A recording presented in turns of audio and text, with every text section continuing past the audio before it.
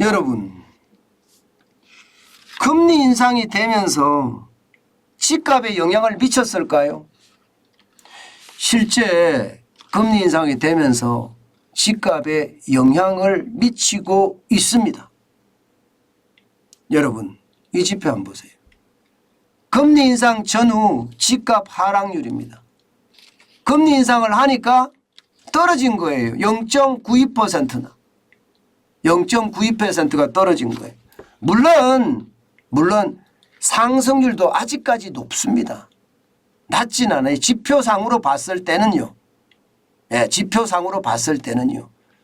여기저기에 뭐 1억이 떨어졌다, 3억이 떨어졌다, 뭐 4억이 떨어졌다 이렇게 거래가 되는 것은 아직까지 극소수기 때문에 일반화된 것이 아니잖아요. 그런 차원에서 보면 아직도 여러분 2020년도도 18.04%가 지금 사실은 올랐어요. 예, 올랐습니다. 아직 안 떨어져요. 2021년도도요. 18.96%고요. 2020년도도 21.29%가 상승을 했습니다. 그런데 미세하게 2021년도하고 2022년도 차이를 한번 보세요. 미세하게 차이가 나죠.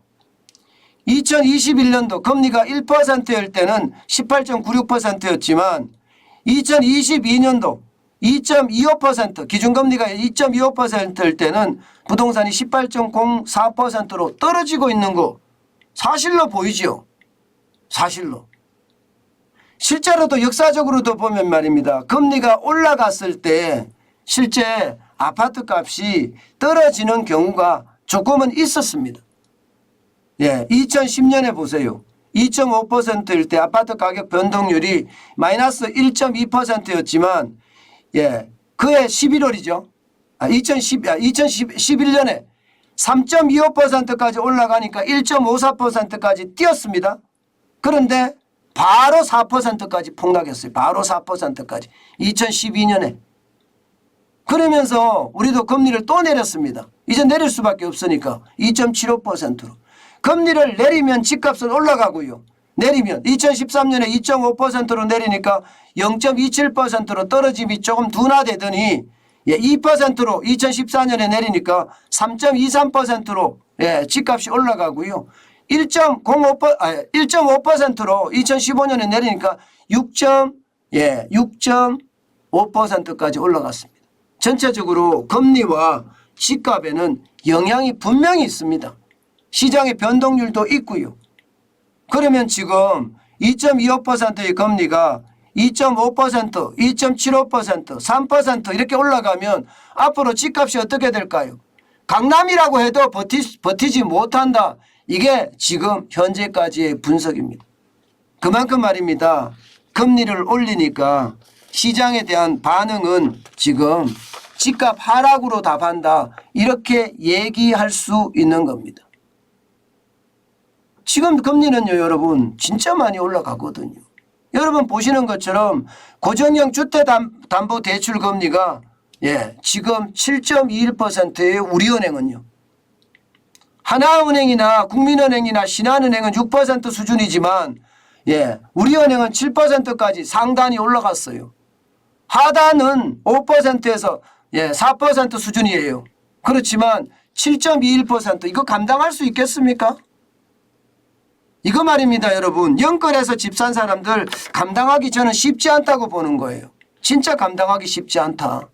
앞으로도 이게 말입니다. 집값이 더 떨어질 수밖에 없는 그런 이유라고도 저는 생각이 듭니다. 게다가 말입니다. 금리는 더 올릴 거 아니에요. 금리를 더 올리면 더 올리는 만큼 집값은 어떻게 될까요?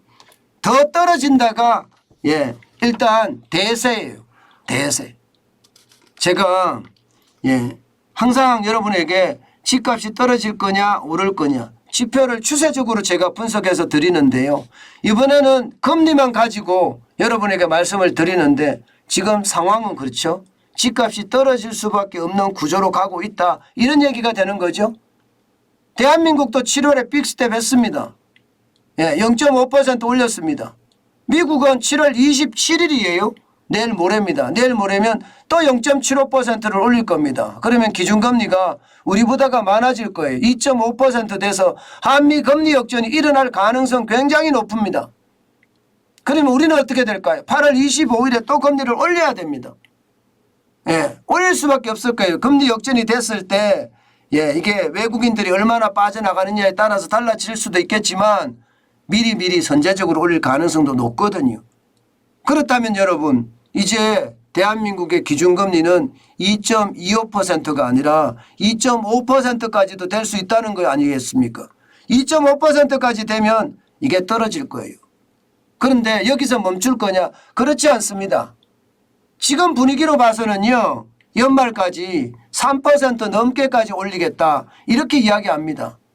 예, 적게 올렸을 때 3%고요. 많이 올리면 기준금리를 3.5%까지 올린다는 게 시장 전문가들의 예측입니다. 3.5%까지 올라갔을 때 여러분 과연 감당할 수 있을까요? 감당하지 못한다의 한 표입니다. 예, 시장 전문가들도 똑같이 이야기해요. 시장 전문가들의 표현 중에 말입니다. 예, 금리를 많이 올렸을 때 조정기가 온다 이렇게 이야기하시는 분들도 있고요. 또 어떤 분들은요. 아니야. 조정기가 아니라 10% 20% 많게는 30% 40% 떨어질 수도 있어. 이렇게까지 이야기합니다. 그러니까 지금은 금리 인상기고 경기가 침체되니까 조정기다. 약간의 조정기를 겪을 거다. 이렇게 이야기하는 사람들이 있는가 하면 예, 10%로 떨어진다. 최대 40%까지도 떨어질 수 있다. 이런 얘기가 나오는 것 이것은요. 지금 시장의 현실입니다. 여러분 금리는요. 반드시 집값에 영향을 미칠 겁니다. 그리고 영끌에서 샀거나 혹은 예, 부채를 많이 내서 집을 산 사람들은 부담이 될 수밖에 없어요. 소득이 그만큼 늘어나면 모르겠는데 소득이 갑자기 늘어날 수는 없거든요. 예, 그렇다면 여러분 결국 말입니다. 예, 경기는 점점 나빠질 거고요. 경기가 나빠지는 만큼 부동산에도 저는 영향을 미칠 수밖에 없다. 이렇게 저는 생각을 합니다. 이제는요. 예, 이게 대세 하락이다. 이 말에 또 더 예, 가까워지고 있습니다. 대세 하락이다. 조정기가 아니라 대세 하락이다. 여기에 더 가까워지고 있습니다. 물론 지금 통화량이 엄청 많이 풀렸잖아요. 예, 거기에 대한 어떤 예, 역할은 있을 거예요. 인플레이션도 지금 심하고요. 때문에 예, 뭐 와장창 무너진다 이렇게는 아직까지 이야기하기는 그렇지만 시간에 따라서 와르르라는 표현도 예, 나올 수도 있다는 게 저는 현실이라고 봅니다. 그만큼 말입니다. 부동산 시장의 어떤 변화는요. 굉장히 빠르게 달라지고 있다. 예, 그 말씀 마지막으로 드립니다. 네, 여러분. 제가 준비한 내용은 여기까지입니다. 네, 오늘도 여러분들 이 새벽 시간에 또 이 휴가철에 정환진 TV를 보시느라고 고생하셨습니다. 감사합니다. 감사합니다. 제가 여러분들이 이렇게 예, 정환진 TV를 보시는 거에 저는 예, 몸둘 바를 모르겠습니다. 예, 부자 되고자 하는 것, 또 경제를 제대로 좀 인식하자는 것, 아마 여기에 다 여러분들이 동의를 하시는 것 같아요. 앞으로도 경제를 제가 제대로 볼 수 있게끔 열심히 노력해서 객관성을 확보를 해서요. 현실을 있는 그대로 예, 보여드리겠습니다. 단순한 하나의 지표가 아니라 다양한 지표를 모아서 추세적으로 읽어드리겠습니다. 네.